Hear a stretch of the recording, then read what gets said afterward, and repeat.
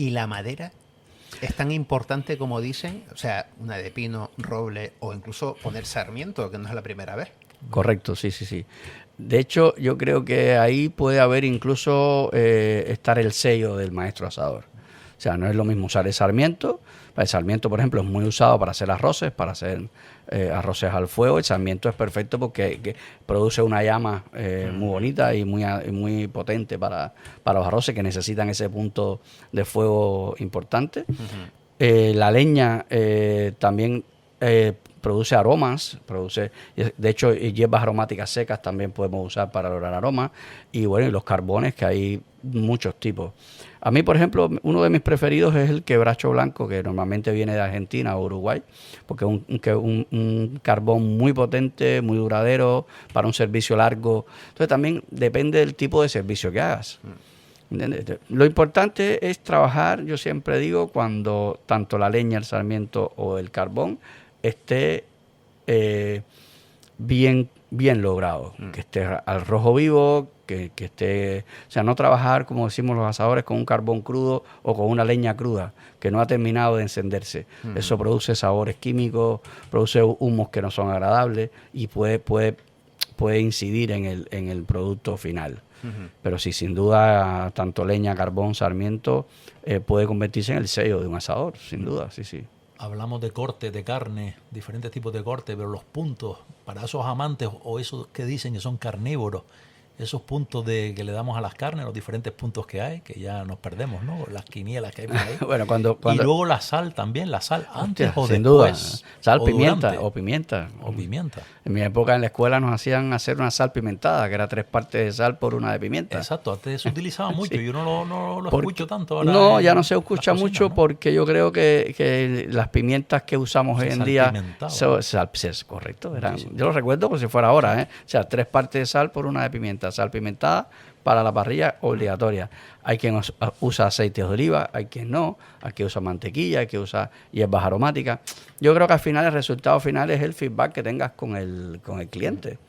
Lo que te transmite, lo que te dice. Sí, pero sí es cierto que los cortes, no es lo mismo hacer un corte ibérico, no hacer un pollo, hacer un corte de carne, hacer una chuleta con hueso o con mayor marmoleado, con más grasa infiltrada, con grasa extramuscular, con grasa intramuscular. Es complicadísima la parrilla, sin duda.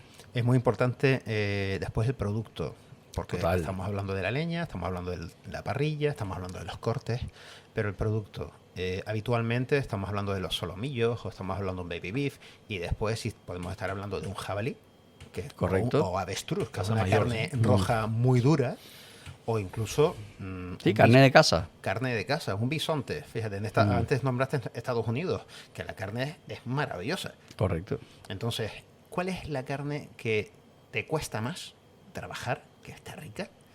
Y la que dices tú, oye, esto con pasa por aquí y por allá. Yo hay una frase que repito mucho, que seguramente David me ha escuchado decirla muchas veces, que la parrilla tiene un hándicap muy importante, que es que la materia prima de calidad florece o crece o se hace maravillosa, pero la materia prima que no es de calidad en la parrilla muere. Porque no tienes cómo retener los jugos, no es un sartén ni un fuego. O sea, entonces los géneros que son muy top, en la parrilla se hacen extraordinarios.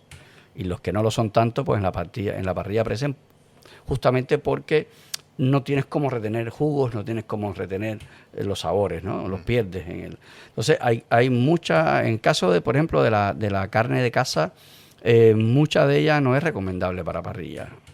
Porque los músculos son más duros, son animales que están salvajes, tienen unas características que no son ideales, salvo algunos cortes, como puede ser el solomillo, que son más tiernos, pero lo que sí es cierto es que esto al final se va convirtiendo en un prueba-error. Y ya hoy yo puedo a lo mejor decir, este corte sirve para parrilla, este no, después de haberlo probado y después de haber cometido el error. Entonces yo creo que ahí por eso vuelvo otra vez al inicio de la conversación, de que es un oficio tan artesano que solo se puede enseñar con años delante de una parrilla. De otra manera es muy complicado. Quizás mejor utilizar plancha entonces para la carne de caza. Sí, o guisos, o guisos, claro, sí, Sí. sí. Es que también según qué carne, qué animal, qué corte, si era realmente salvaje. Hay mucha carne de caza que ya no es salvaje, sino que se cría, que hay ganado ya de ese tipo. Pero sí, sobre todo los cortes nobles. Sí. Los cortes nobles van muy bien a la parrilla y los cortes menos nobles van mejor a cocina a baja temperatura. Y también cada producto, cada carne tiene sus cocciones también, no solo sus puntos, sino versatilidad incluso en Pero tipos de fíjate que cocciones. cuando hablamos de puntos, yo me centraría en los cortes nobles. Estamos hablando de solomillo, lomo alto, lomo bajo, picaña, entraña, cortes más nobles porque además tienen más marmoleado, más grasa infiltrada y les llega mejor el calor y la fibra se rompe mucho mejor, ¿no? Claro. Pero claro, cuando estábamos en la escuela nos hablaban de poco, medio y hecho. Sí. Hoy en día tenemos arrebatado, Sí, sí. poco, muy poco, Tres cuartos. medio, tres cuartos más, Suela zapato. muy hecho, requete hecho.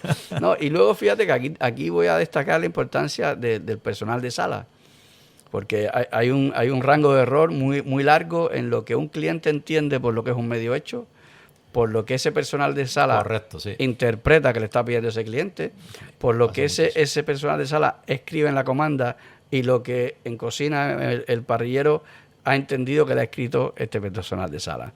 Entonces, en este sentido, tiene que haber un engranaje muy bien creado. En mi caso, que llevo ya más de 12 años trabajando con mi pareja, pues ella sabe cuál es mi poco hecho. Sí, tienen el mismo lenguaje, está Claro, claro, pero es normal. nos tiene hemos que ser equivocado así. tantas veces a lo largo de todos estos años sí. que ella sabe, incluso tenía una habilidad increíble para cuando estábamos en el caserón del Cortijo, en mi casa anterior, de la que tengo muy buenos recuerdos, obviamente.